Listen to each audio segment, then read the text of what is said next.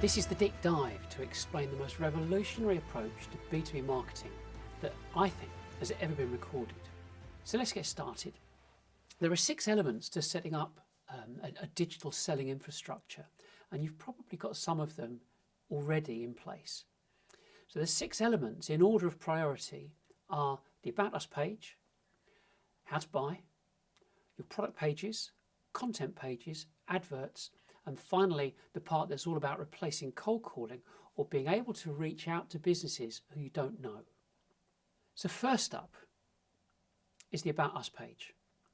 This is the most sought after and popular page on any website because your customers want to know who they're buying from. I mean, you make everything harder for yourself if you don't have an engaging About Us page, or especially if you don't have one at all. About Us is not about your product. The giveaways, really is in the title. And I shared my background and journey to developing digital selling in my About Us page, but I didn't go into any depth about the actual strategy as I'm doing now. Another point to make is that the About Us page it's not a corporate video. I mean, these are only enjoyed by us as directors, so we can see what we've built and to show investors where their money is. Customers, not so much. People want to get to know you. It's as simple as that.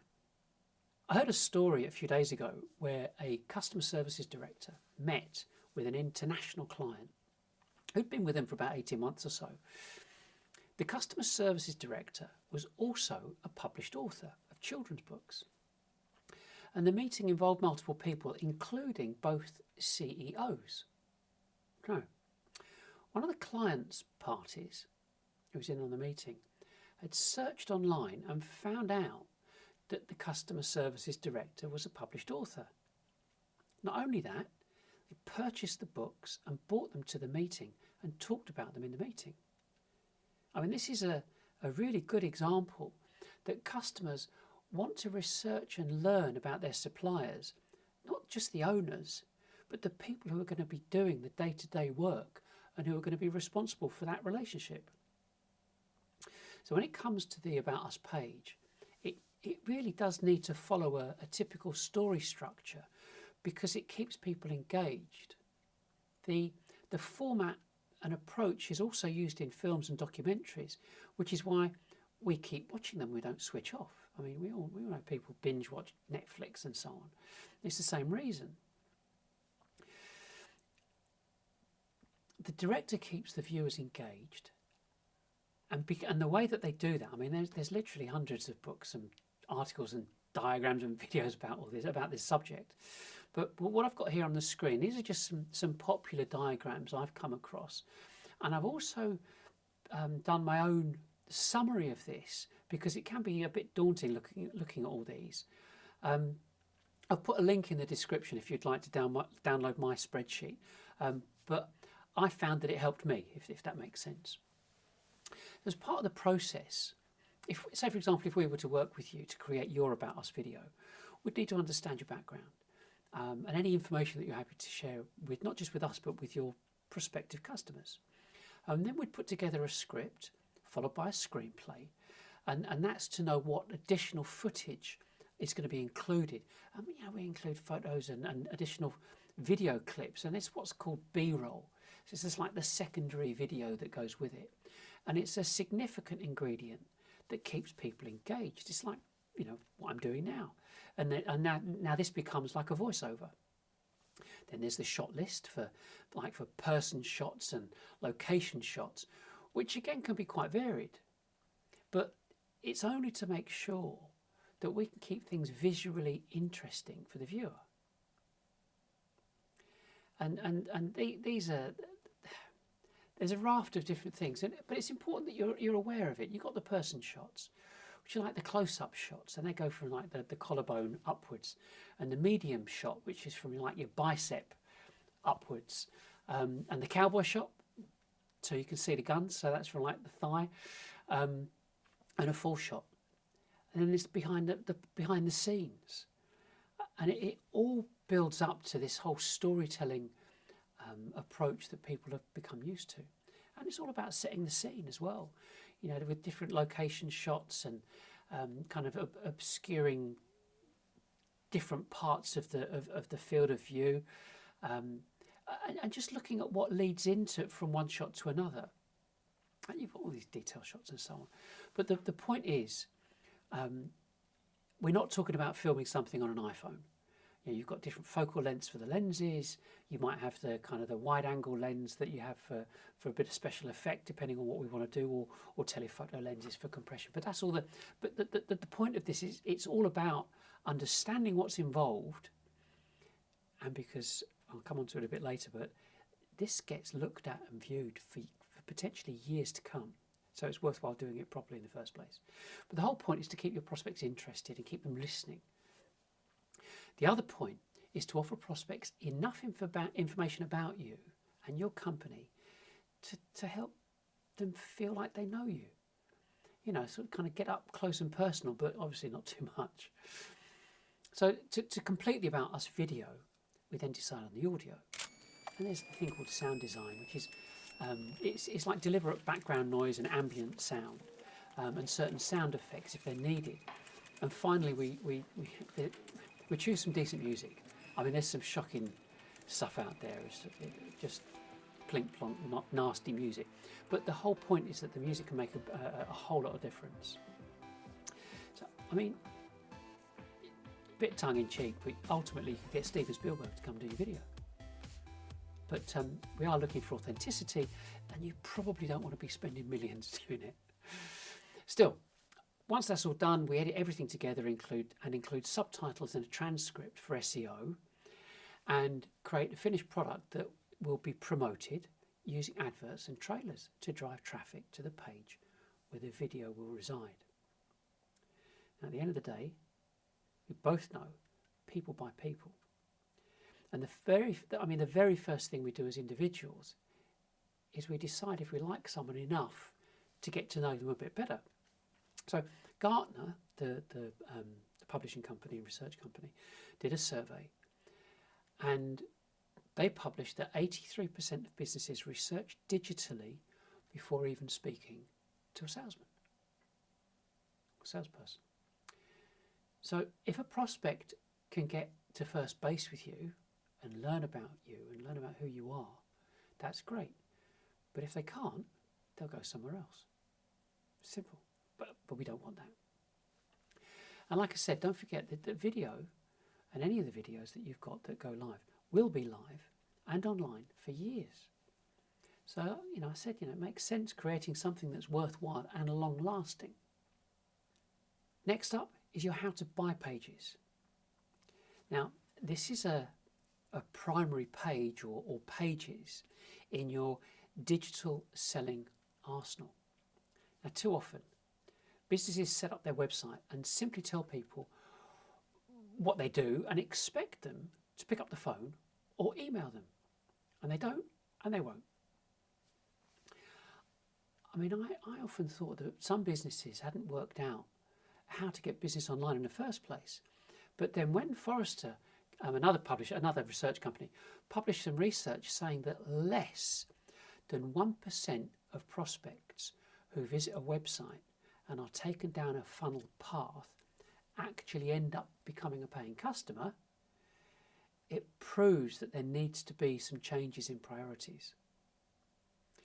The objective of your how to buy pages is to remove any friction and enable prospects to buy from you online. And I'm not talking about e-commerce. I'm talking about being able to take an order online instead of talking to or visiting a customer. I can't stress this enough, that it is the primary activity you can adopt that will immediately impact digital selling and help you scale up with the minimum amount of cost. And it just takes some thought. Now, there are kind of multiple activities that you can provide to help with this process, such as, and I'll list them down as well. You've got pricing calculators, and of course your terms and conditions. You've got online or downloadable email forms. You've got initial order forms. What's going to happen first? Pricing sheets. detailed explanations as to what will happen once they do place an order with you. I mean, you can get DocuSign from Adobe to help with this. Give them access to your calendar platform. Make sure you've got a direct free phone number, an 0800 number, that is answered by pre-sales, and it's got to be prominently displayed on your website, and it's to handle any immediate inquiries. So if you do have that, then you've got to make sure a redirect is set up on no answer to someone's mobile phone. So I'm sure you get my drift. I mean, we both know it will take a little bit of thought, but like I said, the how to buy pages are really the key to scaling up and your future profitability. So then you've got your product pages.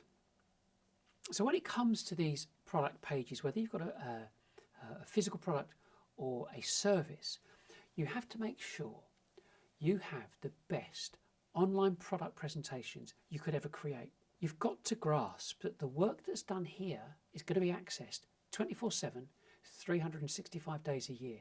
I mean, this really is your pitch, your presentation, your message to the outside world, that you've got a great product and you're open for business when it suits them.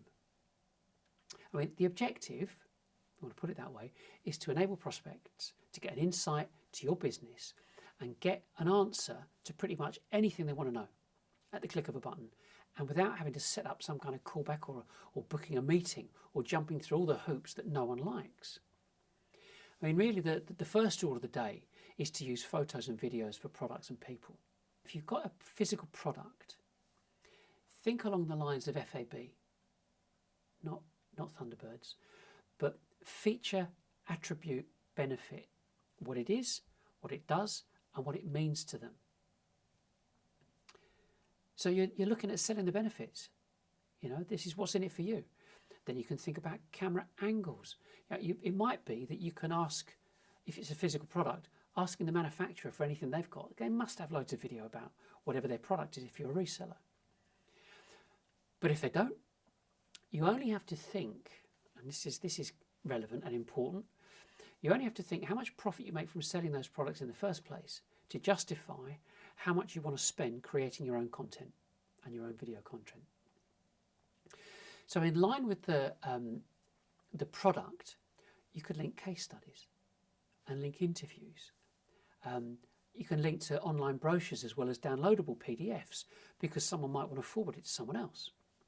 You've got to think of setting up live chat on your website and have an up-to-date FAQs page that includes a messaging contact form at the bottom of the web page that enables the browser to ask a question if they can't find the answer. And this also helps with updating and populating the FAQs page in the process. And finally, you've got to make sure that your product page has a call to action linked to how to buy. Just makes sense. So now we're going to come on to content. I mean, this is the big deal, the big issue. Your content presents your expertise and personality and educates your prospects. You've got to help teach prospects and in the process help them to get to know you. Now there's no limit to content. I mean, it just needs to cover what you do, what you need. So don't be letting anybody create kind of vapid or thin content, knocking it out every day just to appear on social media. It's a complete waste of time. Prospects need enough content that helps them understand your company and products. I can't say you only need one thought leadership piece and 2 case studies because it really depends on you and your business and your products and your existing customers and what you already got in place. But for us, once we understand what you do and what you've got, then we could tell you exactly the kind of the specific amount of content that would be advisable and aligned to what you've got. I hope that makes sense. But there's nothing stopping you creating as much content as you want. But don't forget, it must adhere to the right structure or like a template structure. What I've got on the screen now is a basic layout of a page. Now, Google will crawl your page and they can tell how it's laid out. They know where the H1, H2, H3 titles are. Google, the crawling robot, it will look for a clickable contents list, for bullet lists, numbered lists, graphics, pictures, videos, podcast audio links, and any other link that will enhance the article. Google will look at the number of characters in the URL title. It'll do the same for the browser page title and the article title. It will look at the meta description and settings and also analyse how quickly the page loads. And finally, it will determine if the article, wait for it, could be read by a 12-year-old, so it's not too technical. And once it's done all of that, it'll decide where to rank you in the search engine.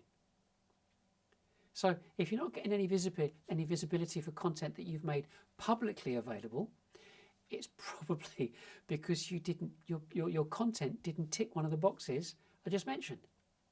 Or perhaps it was simply too short and wouldn't have been interesting enough for people. I mean, it's not surprising when it comes to all of this, people get stumped. As I mentioned about video, your content will be live for years to come. However, you are expected to update and tweak it to improve performance and visibility for SEO. So once it goes live, it gets monitored by Google, who looks for updates and changes. That's what they expect. But by using Google Analytics, you can also monitor the progress and success of your content, as in how far people scroll down the page, what they click on, how long they read it for. And that's why a common kind of popular article length is between 2,000 and 6,000 words. So if your content fails, there's a reason. And you can go back and fix it or delete it, a bit like a salesperson really. If they fail, you give them more training. And if they can't be fixed, you fire them. Anyway, on to the next. One of the most significant aspects of your content is that some types of content are more important than others. That stands to reason. Therefore, it needs to be categorised, and we do that and call it primary, secondary, and general. Primary content is thought leadership, educational information, white papers, and so on. Secondary content is social proof, case studies, interviews, and so on. And general content is lower interest information like company news and charity events, which customers might not be so interested in. And as I mentioned earlier, every content page must have a call to action. And I'm not so bothered about the general content, but secondary content would link to primary pages, and primary content would link to your product pages, and product to how to buy. So there's like a waterfall effect. Now there's an aspect to content that relates to a protocol from an organisation called Schema, and schema.org, that is schema.org, has this thing called structured data, which tells Google what type of page you've created. Now the structured data is picked up by the search engines and is used for page ranking because of the SEO elements it uses for page analysis. And the page analysis that it uses it for, one of the things, is voice search using Siri or Alexa. Yeah? And content analysis for Google to know what has been said in a video or podcast. And what I mean by that is Google doesn't crawl audio files, well, not yet anyway, not out for the masses. So transcripts of what's been said are inserted into the structured data code so Google can rank and display your content correctly. It's only a small technical thing, and one that I guess one of your web people will be aware of, but not a lot of web developers use it because they're not asked. But it's but it is worth mentioning. I mean, I think I say it's important.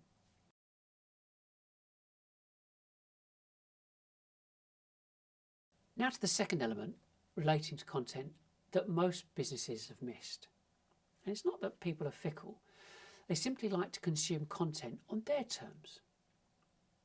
For example, a CEO might listen to part of a podcast on their way to work and finish listening to it at home on their smart speakers. But when they're at their desk, at their home office, they might watch a video with the speakers on. However, when they're in the office, they might watch the same thing but in silence so as not to disturb anyone. And depending on the time of day and location, they might want to read a PDF document that was emailed to them by a member of staff, and they'll read that on their website or maybe on their tablet. So no one can decide what format content should be created in. It's just not possible. So what we say is we implement a process that exploits the different tools, that reduces the overall workload to create multi-format content. So produce one thing and we repurpose it in different things, different formats. Where we also help you is, and this is kind of an aside to this, but we also help you, we provide workshops and templates to guide you and or your team to follow a structure that communicates your message in line with primary, secondary and general content parameters.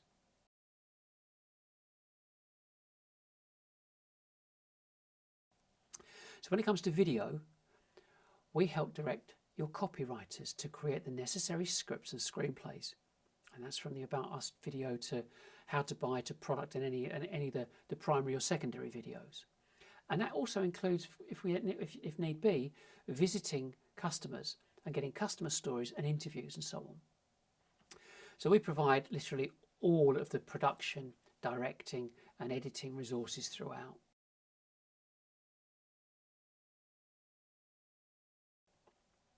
Now to podcasting. Podcasting is simpler, and we can provide end-to-end resources, including a podcast host who will interview and present the show, or we'll provide workshops to train your staff from the basics of presenting and hosting through to editing and creating intros, sound effects and adverts. I mean, it can be as much or as little as you require. Well, a final point I'd like to make about creating all this content is that it can be done in an organic way. We can identify, organise and deliver everything required, or we can make provision to recommend all the equipment and systems to help get your business set up and trained to execute all of the content yourselves.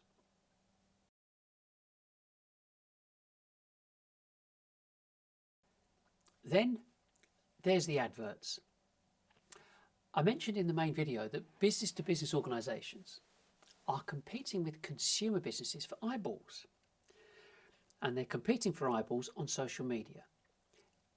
And B2C, business to consumer, are winning because they're appealing to individuals, not businesses. So how do you compete? Well, the solution is to create multiple varied adverts, such as videos, memes, graphics and animations, and use the adverts to sell the content you've created.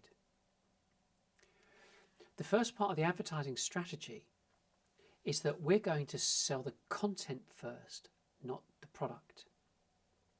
Trying to sell the product first is the primary mistake businesses keep making.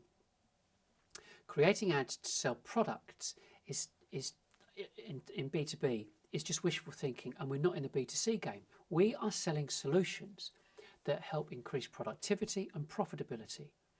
And that's for the businesses that we've identified that we want to sell to. And to do that, people or prospects need to get to know us first. So trying to sell the product first is like trying to get a kiss on the first date. It ain't going to happen.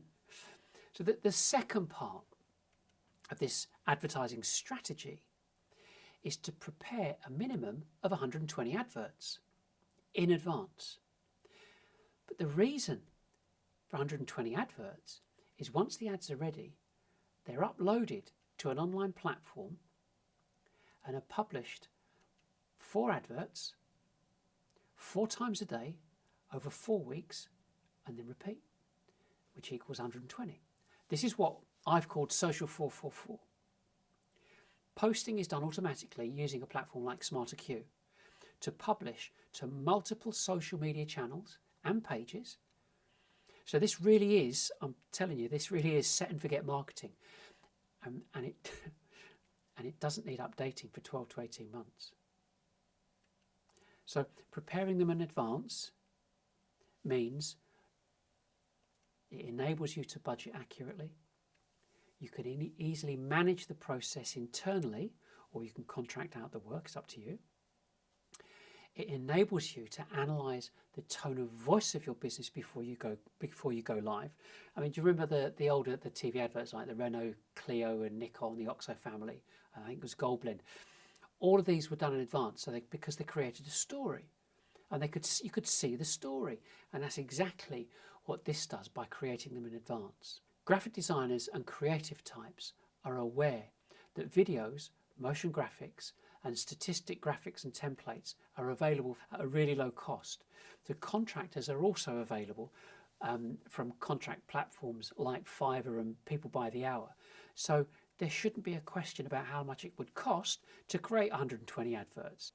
But like I said earlier, it's the adverts that sells the content, that promotes the product, that shows the customers why they need to buy from you. And finally, you stop using marketing automation platforms. That means no forms, no gatekeeping content, and no cold calling.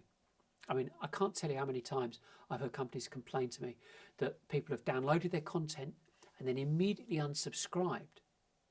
And then they're perplexed when the prospects are abusive when they receive a cold telephone call after they've downloaded something.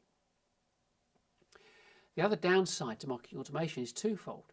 Firstly, you've ended up hiding all your content from the search engines. So no amount of SEO or keywords will make it visible to Google.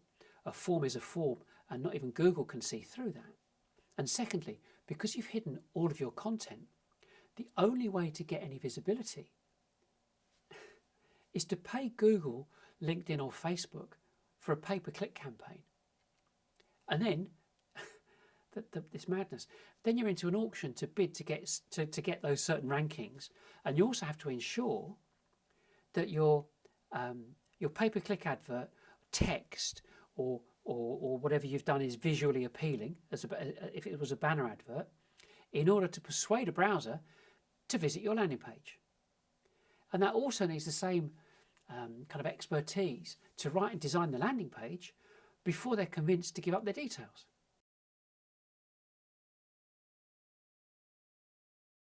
So the next bit is replacing cold calling, and so that you can increase exposure. Yeah? I mean, I love this bit, and I think if I was going to give it this would be the pièce de résistance. And what better way of concluding this marketing strategy than to replace cold calling? I mean, just what bliss. You're going to love it. So let's face it, any activity that has got such bad odds, they're like 400 to 1, has got to be stopped at any cost. So I think replacing cold calling has got to be one of the most exciting aspects of this overall approach, because it's so engaging. It requires minimal work and can reach so many people because it involves live streaming. So the first thing to understand is why live streaming works. It's because you can invite prospects and customers to join in. They can ask questions and listen to interviews completely anonymously.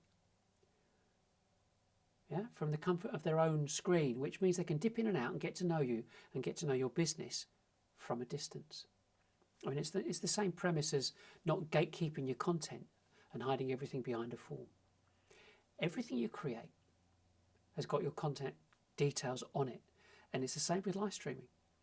I mean, they know who you are because they're watching you, and you get to display your web address, your email, your 800 number throughout the whole show, and they will contact you when they're ready. You also get to use and display, broadcast your video adverts that you've already created for Social 444. So your presenters will be saying, and we'll be back, we'll be right back after these messages. The first thing really with the live streaming is to find people who are going to host the show. And what I would say, who are your salespeople? They're the ones that have got experience communicating one-to-one. Once they get over their camera shyness, if they've even got any, they're still speaking and communicating one-to-one. It just happens to be a camera. So they'd be my first choice. And if not, advertise for one and get a contract presenter. But as I mentioned, we would set up, just everything. We set up all the kit you need for streaming. And once we're done, it's a simple one-touch button. And you can go live on like multiple channels. We're talking go live at the same time on LinkedIn, Facebook, and YouTube at the same time. And we'd set the whole show up from start to finish, including all the graphics and titles and intros and outros and everything else. But looking at a slightly more practical element to this of building your audience, first port of call is just email your database every week to promote your show. Tell them what's planned and what happened the previous week. And that's it. The question is then, if you don't have enough contacts, what do? Well, you buy a 10,000 name email list. And I say 10,000 because it's widely known that 1% of your targeted vertical market will be looking for your type of product at any one time. So that means with a 10,000 name database, 100 people every week will be looking to buy your type of product or service. So what you do is upload the new email database to your CRM platform, whether it's Salesforce, Dynamics or Zoho, whatever you're using, and upload it to LinkedIn as well. Then you set up a pay-per-click campaign so you appear on their news feeds. And as I said, you email them once a week about the live stream. It's as simple as that. The other thing is as well, you can also start thinking about setting up a studio at your offices, especially if there's some additional space available because of the work from home situation. As far as the setup is concerned, just leave it to us. We'll take care of everything. Cameras, lighting, green screens, whatever, we'll do the lot. Once we're done, go back to the same the same saying I've said earlier, and I said it multiple times. It's the adverts that sells the live shows and the content, that sells the products, that enables the prospects to buy from you online without any direct intervention from salespeople.